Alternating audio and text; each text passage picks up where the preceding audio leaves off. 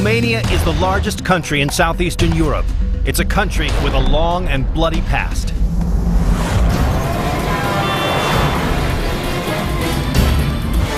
I'm Don Wildman. I'm in Romania, home of Dracula, both the legendary vampire and the real-life ruler. But where does fact meet fiction? The clues are buried beneath the imposing castles, medieval villages, and mysterious hillsides of Wallachia and Transylvania. We're headed for a subterranean world where fact is far more terrifying than fiction. Today we know the name from the vampire monster in Bram Stoker's Dracula. But in real life, Vlad Dracula was a 15th century prince. At only 17 years old, Dracula took the throne and went on to become one of the most notorious rulers in history. Few realize that although he was actually in power for only 7 years, he managed to unite the province of Wallachia for the first time in centuries. And how did he do it? By using the most brutal and barbaric punishment ever seen, which in turn earned him the new name, Vlad the Impaler. Today, much of his legacy and the kingdom he helped to build have been destroyed. But clues that reveal who he was and evidence of his reign of terror still remain, buried beneath the ground. Just 215 miles from the capital city of Bucharest lies a massive bat cave. It's among the largest in Romania, and it's where the legend of Dracula begins. The cave is from that way. It's not far away. You have to walk 5 minutes. Spelunker Vadim Bondar knows these caves like the back of his hand. He was taking me down into this cave system that's home to several species of bats. It's a world which has never been fully explored. It's hard to believe, but in all there are 12,500 caves beneath this Romanian landscape. The cave we were heading into is part of a 15-mile network that descends more than 300 feet below the surface. Okay, Don. Now we prepare to come in. Yeah? Okay. This is our suite. Okay.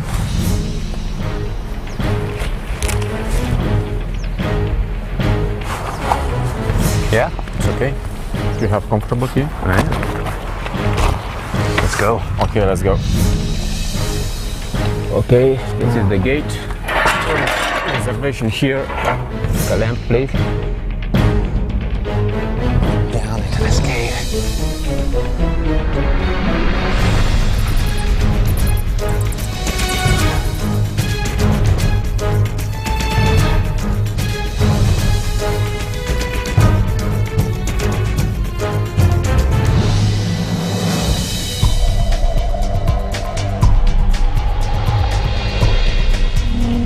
It's really kind of spooky. What is it? Oh, wow. Look at the sound. Oh, yeah. Sound of the bat. Oh, there they are. Look at the bat. Look at them. They're all over the place. All of them. How cool. Vadim believes there's more than 10,000 bats living in here. They hibernate in the winter, and in the summer they leave the caves to feed. These bats only come out under the cover of darkness, and while on the prowl, they actually eat the equivalent of their body weight in insects every day. This underworld was created more than 60 million years ago. Now, how far down does this cave go? The older system have 25 kilometers. 25 kilometers 25 is the entire system. This entire system, yes. So there's many different... Explore system, because maybe are another few kilometers with unexplored yet. Wow. Yes. And so it branches off into many different tunnels and everything. This is just one of the many. Yes, and the different levels. Okay. Or something like that. Big jump. Going further down into this cave. It's so cool. Okay, don't be very careful here. Oh, yeah? Always slippery, huh? Okay. This massive cave we were exploring stretched down 4 levels. So the best way to get into it was to rappel. It's my favorite part of adventure.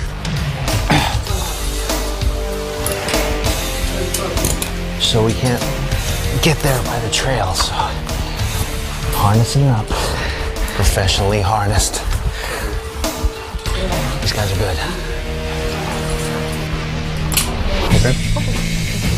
It was a 120-foot drop that would lead to the deepest cavern in this system.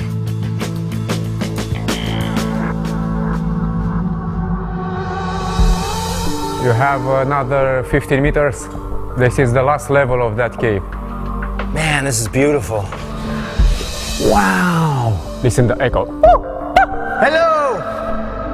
Jesus, this place is big. You got a lot of caves, you got a lot of bats. Yes. It's kind of understandable how people could make the connection between Romania and vampires. Yeah? Yes. Yeah, Yes. okay, you admit. Good. Yes. So there could be vampires in here, who knows? Why do you think Romania has such a reputation for mystery and legend? I mean, what gives the place that quality? In my opinion, the first reason is the Dracula. Right, from the book. The book, yes. The book was written by Bram Stoker in 1897, over 400 years after Vlad Dracula died. And the setting for the book's famous Nosferatu is modern-day Romania, the landscape of which is filled with caves like the one I was exploring. So who was this real-life prince who in 7 short years left behind a legacy of terror? His story begins in 1431, when Vlad was born. It was the 15th century, an incredibly tumultuous and brutal time in the region. Dracula got his name from his father, who was a member of an elite society called the Order of the Dragon. It was an elusive fraternity founded by the Holy Roman Emperor in 1408. In Romanian, Dracul means dragon, so his father adopted that as his nickname. And Dracula literally means son of the dragon, or son of the devil. The Ottoman Empire and the Hungarian Empire were the major powers, and the province of Wallachia sat in the middle of the two. Arch enemies, the Hungarians and the Ottomans both used Wallachia as a pawn, and Vlad became a crucial piece in their game. When young Vlad was only 12, the Turks helped to get his father back onto the throne of Wallachia. But to repay them, Vlad's father had to send Vlad and his brother to the Turks as hostages. If their father tried to double-cross the Turks, the boys would likely have been killed. But the Hungarians were circling Wallachia, just waiting to attack. And to make matters worse, Vlad's father was hated by those he ruled. So in 1447, his subjects joined with the Hungarians and went in for the kill. Dracula's oldest brother was buried alive, and his father was assassinated by his own people. After his father's death, the Turks released Vlad with their own agenda. They appointed him officer of a Turkish army to help him avenge his father's murder and claim the throne. Just 17 years old, what Vlad Dracula was about to do is far more terrifying than fiction.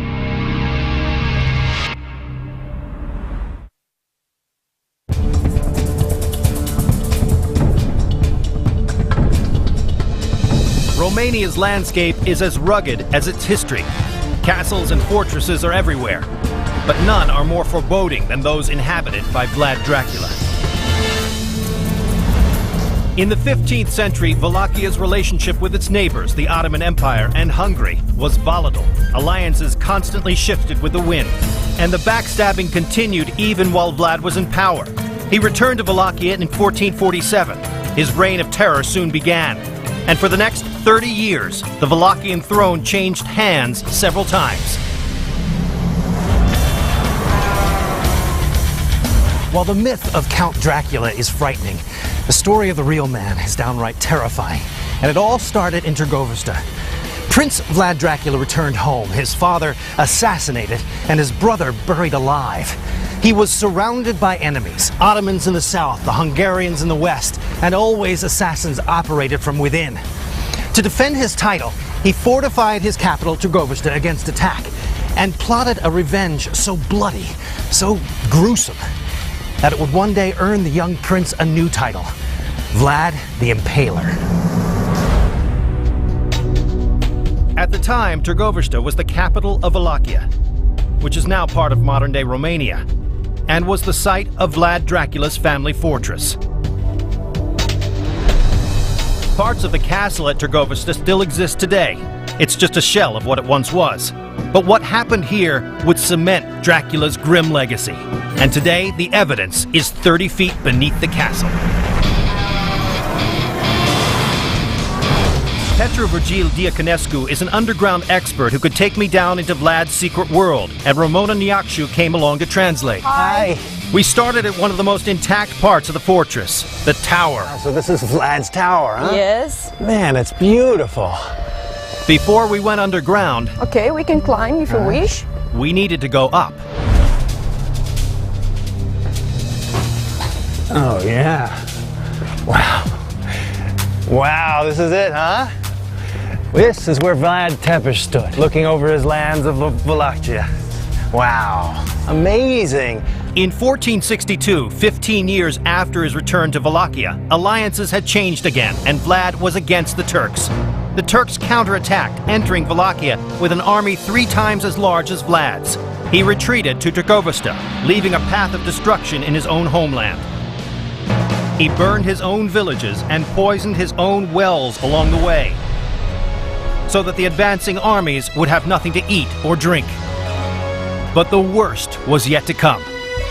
When the starving Turkish army finally arrived at the doorstep to Dracula's fortress, a scene from a horror film lay before them. Vlad had impaled 10,000 people, including women and children. He watched from the tower where we were now standing, as the impaled slowly died. Incredibly, he actually made the stakes out of the trees. They were the actual trees. These were the actual trees. With the roots. Yes, it was a tree with bodies in it. Oh my God. So he left these bodies on these spears for months. His tactic worked. The Turks were horrified and retreated, crying along the way that the devil himself was at Dracul. But this wasn't the first time Vlad caved in to his bloodlust. He used torture and impalement as an effective tool to keep order in his kingdom. He routinely rounded up enemies and brought them to a secret prison. That secret prison still exists. It's actually located 30 feet beneath this castle. It's off limits to the public, but I was going in. Oh wow, look at this.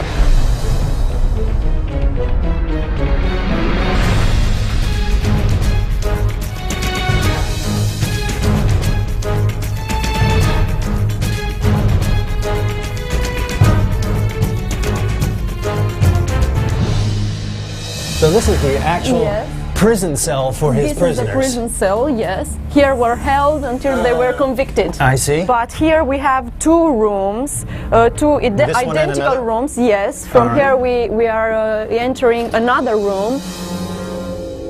Let me go in here. Yeah, oh yeah, it's about the same size as the other one. This is Vlad the Impaler's jail cell. I don't think I would want to spend a day of my life in prison by Vlad the Impaler. Yeah, not a lot of room, but here it is. This is the original walls, right? Yeah. Original foundation. This is the original foundation. We are standing beneath the palace. We are underneath the palace here. Underneath the palace, yes. The room I was in is thought to be one of the prison cells beneath Dracul. It was part of a massive underground complex of dark dungeons and elaborate torture rooms. And 30 feet above this complex would have been Dracul Castle itself. At its peak, the castle was an imposing and impressive structure, towering 88 feet into the sky. And the subterranean prison I was exploring was built to withstand the pressure from this massive castle up above. While the castle has crumbled today, thanks to the simple Roman arch, these dungeons have remained. The prisoners who were brought here knew what might be coming. They could be impaled on a stake alive and left to die. You know, it's one thing to hear about these guys, how vicious they were. It's a whole other thing to see where he kept his prisoners. It's creepy to be thinking about being down here by yourself in the dark, condemned to death. There's no way around it. It is a bizarre feeling. These dungeons hidden deep below the castle were strictly off limits to anyone except Vlad and the few he trusted. In fact, most had no idea these rooms even existed. Vlad didn't want any of the prisoners' relatives or friends to know where the dungeons were in order to prevent rescue attempts. Prince Vlad kept the prisoners here until their trials were over. He was the judge at these trials, and for those who were found guilty, the end result was often impalement. They were held here for 2 or 3 days until the judgment was pronounced by the prince. Okay. And during this time they were interrogated and... I have a feeling he didn't find many people innocent. We don't know that. We don't have many documents that say Vlad Țepeș was an unfair man. He was a very just man. You could be in prison down here for anything from lying to stealing to infidelity. Vlad's goal was to keep a tight grip on order in his kingdom, and it worked. During his reign, crime and corruption were wiped out. That's why even today, many Romanians remember Vlad as a hero and not a murderous madman. Vlad punished these crimes by cutting off limbs, skinning, boiling, or roasting people alive. But impalement was his method of choice, and it was a slow death that could last days. The stake was usually oiled, and Vlad made sure the point wasn't too sharp, so the victim wouldn't die immediately. The stake was inserted into the victim, and their own weight would slowly send the stake through their body. But Vlad's victims didn't always know they were about to meet their deaths. He once invited the sick and poor to Târgovăște for dinner. He then locked the doors of the hall and set the room on fire, essentially eradicating poverty in Wallachia at this very castle. But this underground prison was just the first of many strongholds Dracula built, both above ground and below. In 1457, Dracula built another fortress 40 miles northeast, even more imposing than the first. It was called Pânare Fortress, and it was the next stop in Dracula's blood-soaked underworld. Oh, wow. Look at that. He was a guy who took it to extremes. Look at that. Right there on the hill. Amazing. It's a 1,500-step climb up the steep hillside just to get to the entrance. Oh, my God. Look at this. Oh, he could rule. He could command, he could do everything from up here, man, on both sides. It's amazing. The Argeș River and the valley, and if any Turks come up that valley, man, you know it. My guides, Adrian Sandu and Cătălin Stoian, were waiting for me at the end of my ascent. That's quite a climb. Yes. How you doing? Fine, thank you. And you? Thank you. Hello. Hello. Welcome to Pânare. Thank you. It's incredible. After years of earthquakes, Pânare is now in ruins. But in the 15th century, it was a formidable structure. When he came to power at Târgovăște, Vlad's first order of business was to avenge the death of his father and older brother. But it would take over a decade to carry out his master plan. One Easter Sunday, Vlad served a feast to his own subjects, some of which had helped to murder his family. He then impaled the old and weak. Vlad ordered the able-bodied men to march 40 miles from Târgovăște to Pânare and forced them into labor to expand his fortress. In the end, after months of slave labor, no one survived. Many of the nobles were literally worked to death, and those left breathing were impaled. What is this? Oh, man. This was a dungeon. The dungeon? Of the fortress, yes. Okay. Part of what Vlad's captives built is a dungeon 12 feet beneath the surface. Usually it's off limits, but I was given special access down. Be careful. Yes. Down in Dracula's dungeon. You really feel like you're jailed for life down here. Yes. So, how many people did he keep down in this place? Just a few people. Yeah, just a few prisoners? Because he used to impale them very quickly. He didn't have that many prisoners because he impaled them before he put them down here. Wow. But there's more. Though today this dungeon is in ruins, 500 years ago it would have been under 4 levels of the castle. And directly above this room would have been Dracula's master bedroom, where he could hear the cries and pleas of his prisoners only a few feet below him. Pânare was one of Dracula's strongest fortresses, but it was also the site of one of his greatest tragedies. Vlad's mass impalement didn't keep the Turks away for long, and in 1462 they retaliated. This time they came prepared. They put Dracula's own brother Radu in charge of a massive army and surrounded this castle. There seemed no way out for Dracula. His wife refused to be taken alive and threw herself off the tower to her death. But Dracula would not surrender. He vanished into the Romanian underground. According to legend, Vlad Dracula disappeared into escape tunnels carved into the side of the mountain, and with the help of local peasants, fled to a nearby province called Transylvania.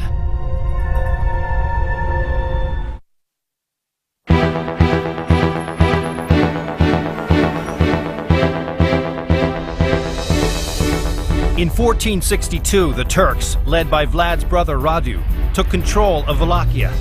Vlad fled via underground tunnels to the province of Transylvania in Hungary to ask the king for protection. But instead of a helping hand, Vlad suddenly found himself in prison. Vlad the Impaler terrorized his people for 5 long years until 1462, when he was the one running for his life. He was captured and held for years as a political prisoner. But even the thick walls of this fortress couldn't contain Dracula's evil ways. His bloodlust continued in the dark dungeons of this medieval castle.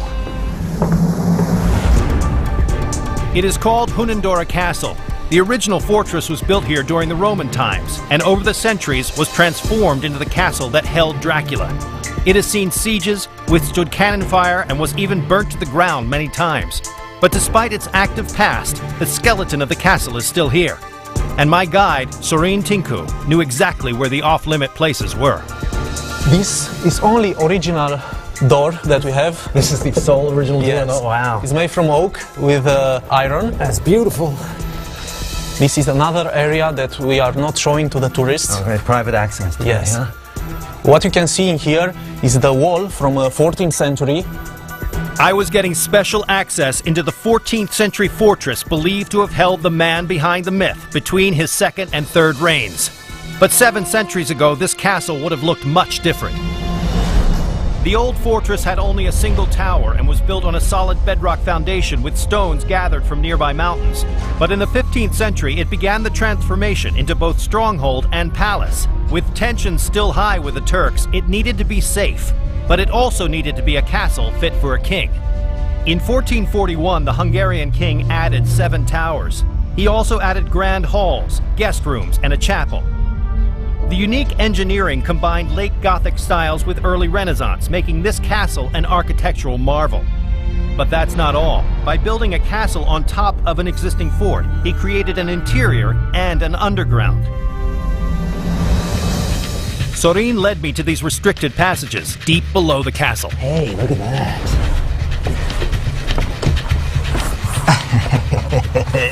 Wow, how cool. Oh, it keeps on going. This underground tunnel was quickly put to use to defend the castle in the brutal Middle Ages. During a siege, these subterranean spaces allowed the king to live comfortably up above, while his loyal army was down below, defending him. So this is where the battle is waged. Yes, yes. The gunfighters standing here with a gun hanging on this wall because it was very heavy. Well, we are now facing the first guns in the history, and this one is a hole for ventilation because it was a lot of smoke. Sure. And they could die in here. Yeah. This maze of military tunnels snaked all through the castle. Let me show you another part of that tunnel. But this palace's underground is an important part of Dracula's darker days. Let me show you the dungeon of the castle. The dungeon at Hunandora Castle is one of the few prisons to have ever held Vlad the Impaler. Wow. In so here. this is cool. This is the prison cell. Yes. Jesus, these were not nice places to be. Dark and dank, baby. I'm pretty cold. Wow. You just don't want to be held prisoner in a place like this. You know for sure. This prison cell was small and made of stone. There was no heat, and during the cold Transylvanian winters, the temperature could fall well below freezing. Vlad ended up in here as a result of the constant power struggle in the region. His brother Radu, who held the throne in Wallachia, was allied with the Turks, and Vlad's imprisonment secured Radu's place of power. Much like when he was a child, Vlad was still a valuable pawn. So when he came to the Hungarian king for help, he was imprisoned.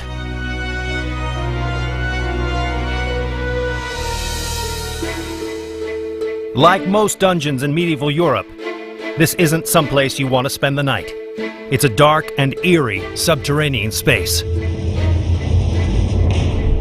Experts believe Dracula spent 12 years in prison here, and while confined to a cell, the former prince kept up with the impaling. He would stake spiders, roaches, and even mice. According to prison guards, he skewered the pests with slivers of wood peeled from the floorboards and displayed the impaled like trophies on his windowsill. Supposedly, Dracula was mesmerized after impaling his victims. They say he would fixate on their tiny death twitches until they finally stopped moving. In prison, Vlad remained the impaler, and outside, alliances shifted once again. After 12 years of captivity here, the Hungarians set Dracula free. In 1475, he got his chance to reclaim the throne when his brother Radu died of syphilis. A year later, Vlad reconquered Wallachia. Today, few realize that beneath this castle sits a subterranean space that once imprisoned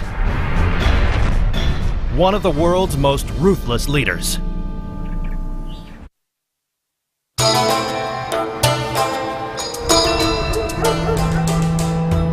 Vlad's reign of terror wasn't the only treacherous period in Romania.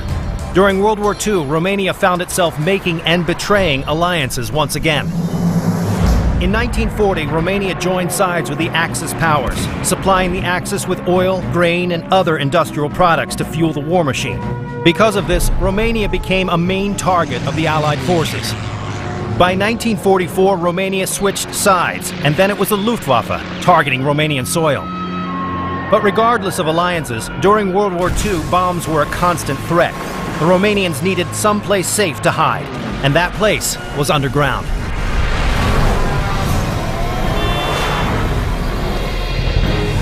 I was heading to a little-known treasure buried beneath Transylvania, to a massive salt mine that could provide salt to the entire world for 100 more years, and was the perfect spot for a bomb shelter.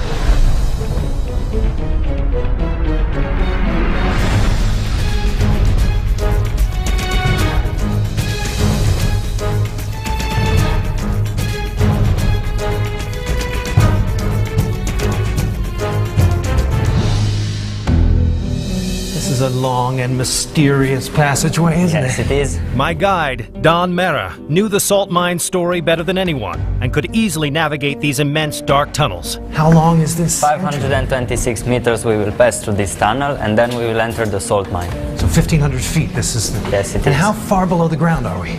About, right now we are about 5 meters, and then we will be 10, 15, and So most we're going- about 50 meters. 50 meters down.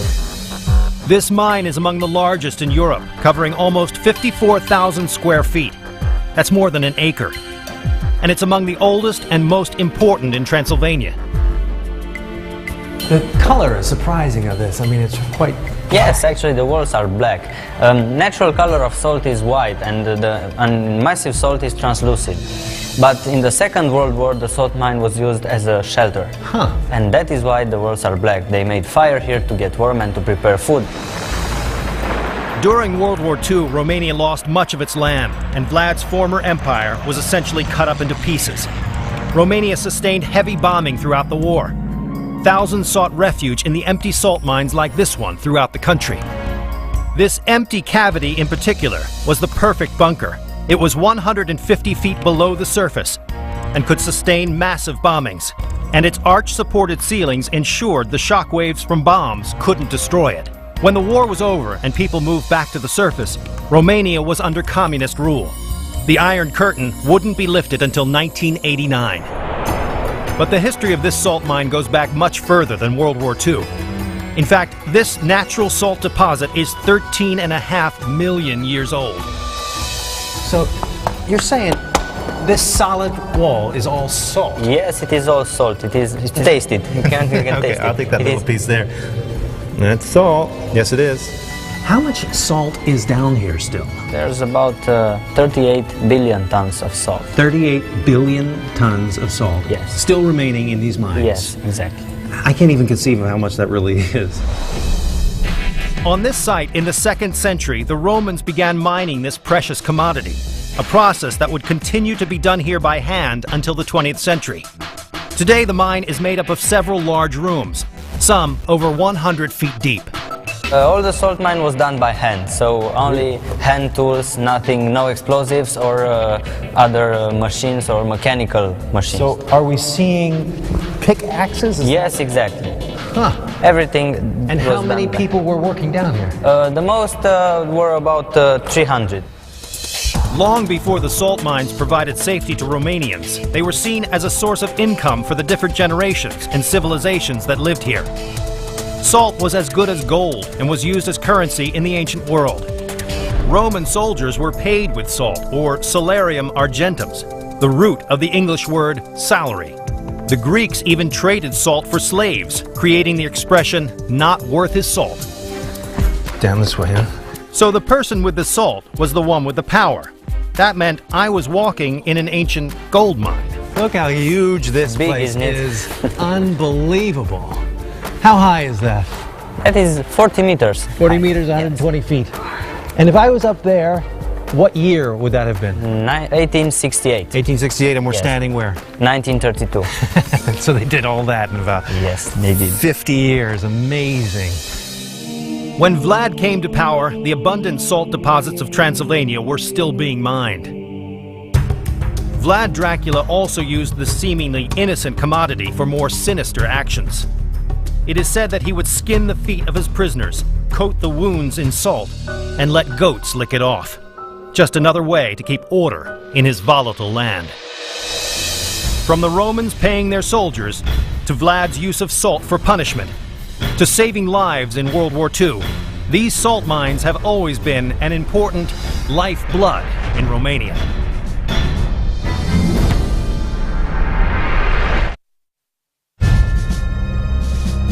Vlad Dracula ruled the province of Wallachia 3 separate times for a total of nearly 7 years. But it's what he left below the ground that's most impressive. Over the years, Vlad had gained himself many enemies, but some of his greatest enemies were members of his own family. At the time, there was no clear plan for succession of the throne, which meant that all princes within the dynasty had the right to rule. So brother fought brother for power. During the height of his second reign, Vlad built a new palace on the outskirts of the province. It was a fortress that would solidify his power.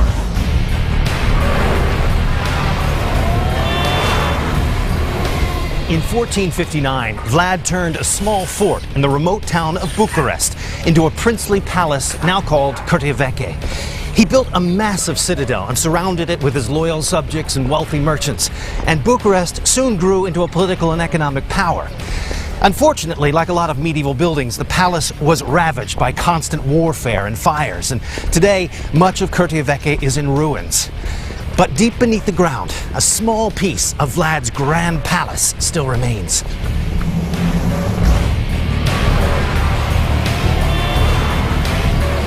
Gabriel Constantine was my key to getting into one of Vlad's most famous fortresses, and Monica Findlay would translate. And Vlad to welcome us, huh? Vlad, yes, he's our friend. He looks very stately today. Okay, let's go inside. Today, the entrance is easy to miss. But just 10 feet beneath our feet lies the very foundation that established a new capital.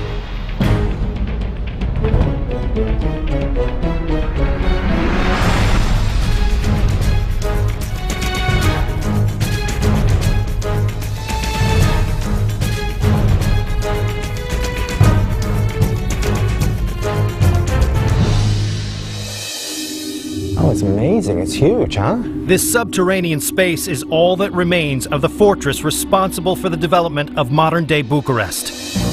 Long before the bustling metropolis existed here, this area was a sleepy village of farmers and small merchants peddling their handicrafts. When Vlad arrived, he took an ordinary observation tower and transformed it into a 10,000 square foot fortress complete with a royal residence and marketplace. But this was more than just a place for local farmers to sell their crops. It was where Vlad Dracula established his slave trade. Vlad allowed non-Christians, criminals, and captured Turks to be sold as slaves. And soon this area began to thrive. But little do they know that this boom in economic and cultural development would eventually light the spark for the founding of modern-day Romania's capital city. Traces of Vlad Dracula's original design still remain, if you know where to look. So I can see the wall The original as wall's well. there. Yes, it's Right. from that time. But this is different here. Yes. All right, so we have the different eras of construction. This being Vlad Tepes's fortress with the river stone and the mortar. And this is a newer construction, and that's much newer over there.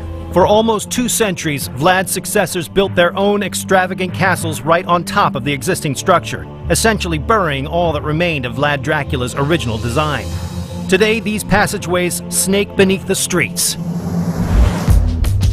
But in Dracula's days, this would have been the ground floor of his palace and marketplace. To later rulers, it would have been the basement. They expanded Vlad's palace, creating a structure even larger than his 10,000 square foot complex. It contained a private garden in the middle, and administration buildings and living quarters would have been directly above the rooms I was in.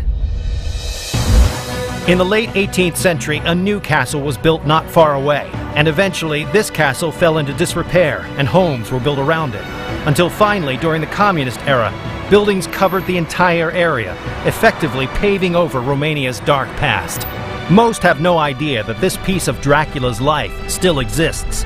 But if he had never built this retreat, Romania's capital city of Bucharest might never have been. Vlad Dracula built Curtea Veche at the height of his power. But just a few short years later, his final reign would come to an end. But not even his death could bring an end to his legacy. Ask any Romanian where Vlad the Impaler is buried, and they'll tell you about a darkened church on a remote island, accessible only by boat. But like his life, Vlad's death is shrouded in mystery. Some say his skeletal remains were stolen. Others say he's buried near his treasure of gold, or in a tunnel that runs beneath the lake. Whatever the case, Vlad seems to have eluded his fate once again by going underground. In ancient myths, souls often have to cross a body of water to reach the afterlife, the underworld. So somehow it seems fitting that we have to cross a lake to reach what legend says is the Romanian burial site of Vlad Dracula. Approaching it, you wouldn't think that this deserted-looking island could be just 25 miles north of Bucharest. Snagov Island is so secluded, it's easy to imagine Vlad Dracula wanting to spend eternity here. But much of his medieval island retreat has crumbled with time. Dana Matache is a guide trying to get to the bottom of Vlad's legend. She agreed to take me to see the real-life Dracula. That is really something. Oh, yeah? Yeah. It was built by Dracula by his order. This Yes, well here? This one here. Yes. So it is from 15th century, middle of the 15th century. Oh, yeah, there's water down here. There is, and it's very good. First of all, Dracula built a prison, and with the prisoners, he built this fountain. I see. Really, they dug with their hands. During the construction of this well, Dracula is rumored to have placed a bag of gold next to it as a symbol of his power. He claimed that as long as he lived, no one would touch the gold, and he was right. Legend says the gold remained there until the day he died. But the gold isn't here anymore. He Somebody died, took it. unfortunately. He's no more living, that's true. Yeah. But there's one structure on the island that has lasted through the years. An 11th century church, Vlad's chosen burial site.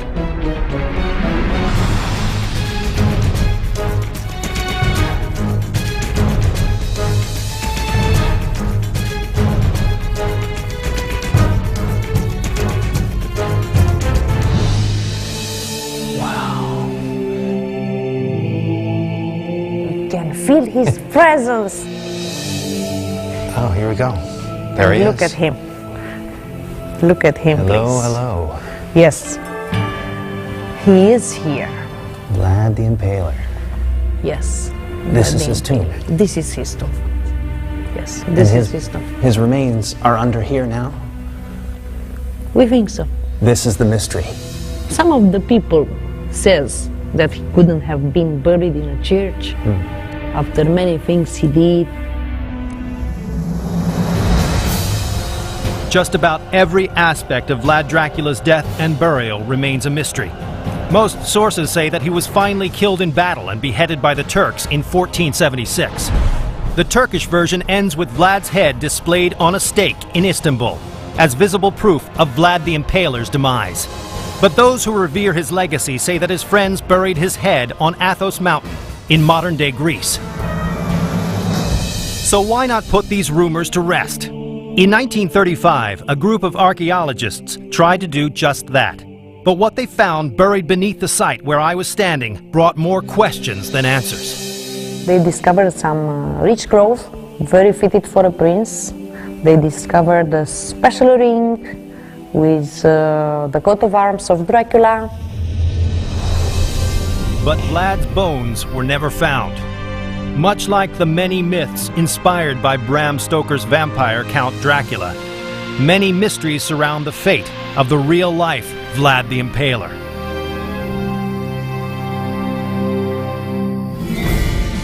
Today, Dracula's regions of Wallachia and Transylvania are part of modern-day Romania, and Vlad Dracula has left a lasting impression there. But his legacy goes well beyond the fortresses, churches, and even the capital city he helped to create. Vlad ruled for a short span of nearly 7 years. It's hard to fathom, but during that time, it's said he killed between 40 and 100,000 people. Mystery will always surround the real-life prince called Dracula. And who knows what other secrets he's left for us in the underground.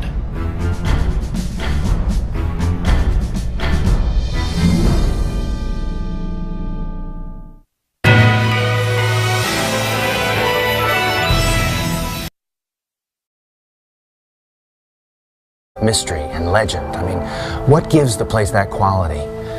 In my opinion, the first reason is the Dracula. Right, from the book. The book, yes. The book was written by Bram Stoker in 1897, over 400 years after Vlad Dracula died. And the setting for the book's famous Nosferatu is modern-day Romania, the landscape of which is filled with caves like the one I was exploring. So who was this real-life prince who in 7 short years left behind a legacy of terror? His story begins in 1431, when Vlad was born. It was the 15th century, an incredibly tumultuous and brutal time in the region. Dracula got his name from his father, who was a member of an elite society called the Order of the Dragon. It was an elusive fraternity founded by the Holy Roman Emperor in 1408. In Romanian, Dracul means dragon, so his father adopted that as his nickname. And Dracula literally means son of the dragon, or son of the devil. The Ottoman Empire and the Hungarian Empire were the major powers, and the province of Wallachia sat in the middle of the two. Arch enemies, the Hungarians and the Ottomans both used Wallachia as a pawn, and Vlad became a crucial piece in their game. When young Vlad was only 12, the Turks helped to get his father buried beneath the ground. Just 215 miles from the capital city of Bucharest lies a massive bat cave. It's among the largest in Romania, and it's where the legend of Dracula begins. The cave is from that way. It's not far away. You have to walk 5 minutes. Spelunker Vadim Bondar knows these caves like the back of his hand. He was taking me down into this cave system that's home to several species of bats. It's a world which has never been fully explored. It's hard to believe, but in all there are 12,500 caves beneath this Romanian landscape. The cave we were heading into is part of a 15-mile network that descends more than 300 feet below the surface. Okay, done. Now we prepare to come in. Yeah? Okay, this is our suite. Okay.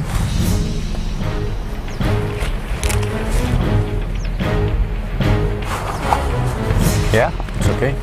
You have comfortable here? All right. Let's go. Okay, let's go. Okay, this is the gate. Reservation here. The lamp, please. Down into this cave.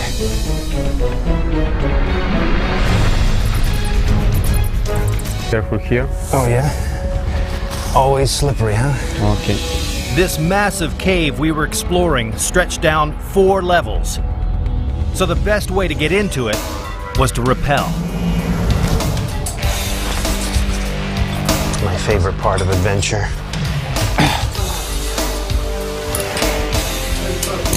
So we can't get there by the trail, so Harnessing up. Professionally harnessed. These guys are good. It was a 120-foot drop that would lead to the deepest cavern in this system.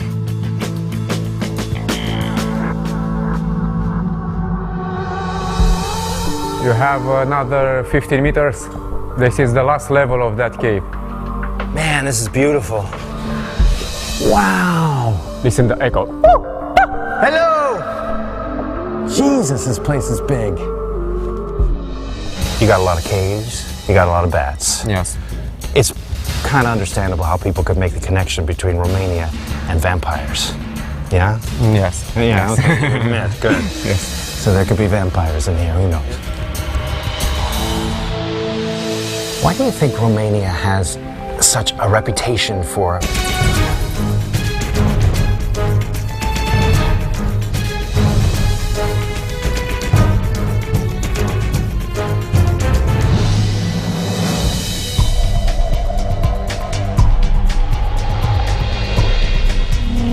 It's really kind of spooky. What is it? Oh, wow. Look at the sound. Oh, yeah. The sound of the bat. Oh, there they are. Look at the bat there. Look at them, they're all over the place. All of them. How cool. Vadim believes there's more than 10,000 bats living in here. They hibernate in the winter, and in the summer they leave the caves to feed. These bats only come out under the cover of darkness, and while on the prowl, they actually eat the equivalent of their body weight in insects every day. This underworld was created more than 60 million years ago. Now, how far down does this cave go? The older system have 25 kilometers. 25 kilometers 25 is the entire system. This entire system, yes. So there's many different... Exploring system, because maybe are another few kilometers which is unexplored yet. Wow. Yes. And so it branches off into many different tunnels and everything. This is just one of the many. And the different levels. Okay. Or something like that. Big jump. Going further down into this cave. It's so cool. Okay, don't be very careful.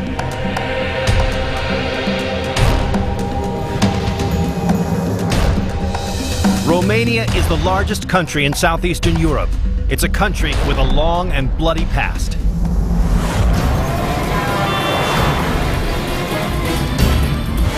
I'm Don Wildman. I'm in Romania, home of Dracula, both the legendary vampire and the real-life ruler. But where does fact meet fiction? The clues are buried beneath the imposing castles, medieval villages, and mysterious hillsides of Wallachia and Transylvania. We're headed for a subterranean world where fact is far more terrifying than fiction. Today we know the name from the vampire monster in Bram Stoker's Dracula. But in real life, Vlad Dracula was a 15th century prince. At only 17 years old, Dracula took the throne and went on to become one of the most notorious rulers in history. Few realize that although he was actually in power for only 7 years, he managed to unite the province of Wallachia for the first time in centuries. And how did he do it? By using the most brutal and barbaric punishment ever seen, which in turn earned him the new name, Vlad the Impaler. Today, much of his legacy and the kingdom he helped to build have been destroyed. But clues that reveal who he was and evidence of his reign of terror still remain.